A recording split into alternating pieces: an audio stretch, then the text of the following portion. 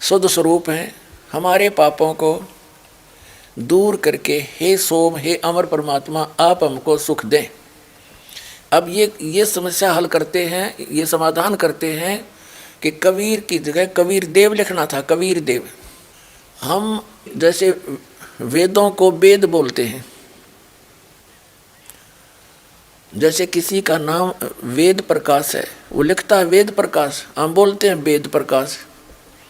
तो ऐसे ही हम वेदों को वेद बोलते हैं और कबीर को कबीर बोलते हैं, कबीर को कबीर। तो ये सिद्ध करते हैं कि जहाँ कवि लिखा है ना अपसर्ग लगा के, तो बुद्धिमान व्यक्ति जो परमात्मा से परिचित है, आत्म ज्ञान से परिचित है, वो यदि अनुवाद करेगा तो यहाँ लिखेगा कबीर देव। यहाँ सर्वज्ञ नहीं लिखना, क्योंकि यहाँ परमात्मा की महिमा चल रही है, और जहाँ परमात्मा का वर्णन हो वेद में तो वहाँ कबीर का अर्थ कबीर देव लिखना पड़ेगा। हम कबीर साहब कहें, देव माने भगवान। जिस प्रकार इन्होंने यजुर्वेद के अनुवाद में किया है वो दिखाते हैं। देखिएगा, ये यजुर्वेद है, हमने ऋग्वेद रख दिया, अब यजुर्वेद में दिखाते हैं।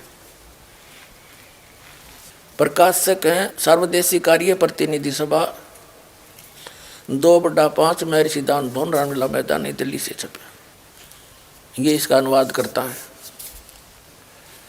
मुद्रक हैं Prince offset printers 1510 Pataudi house, Daryaganj, नई दिल्ली से। इसके हम आपको 36वें अध्याय में ले चलते हैं। 36वें अध्याय, ये अध्याय 36वां 63 अध्याय।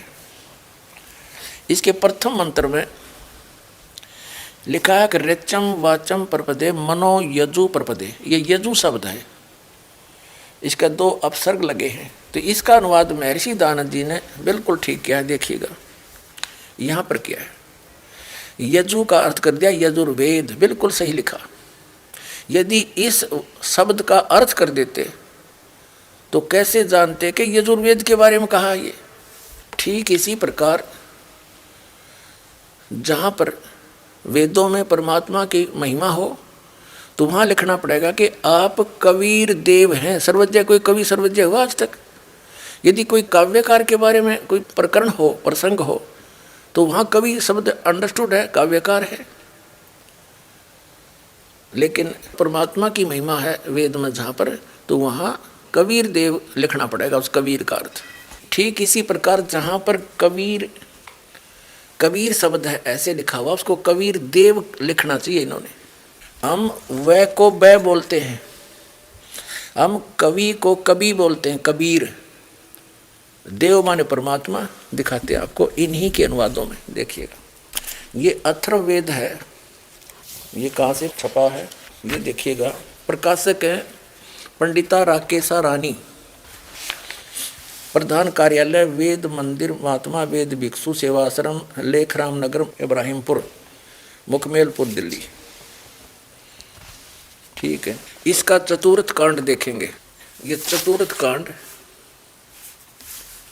अनुवाक नंबर 1 और मंत्र नंबर 7 में इन्होंने सभी फैसला कर रखा है। इसमें क्या लिखा है कि संस्कृत में ये अथर्वणम पित्रम देवबंधु बृहस्पतिम नमसा अवगच्छात त्वम विश्वेशाम जनिता यथा स कबीर देव न दबायत सवधावान। इसमें इन्होंने देखो, इन्होंने कबीर का अर्थ कर दिया मेधावी, और सवधावान माने कर दिया अनुवास्वम धारण सामर्थ्य वाला। देव माने परमेश्वर, न माने कभी नहीं, दबायत माने ठगता।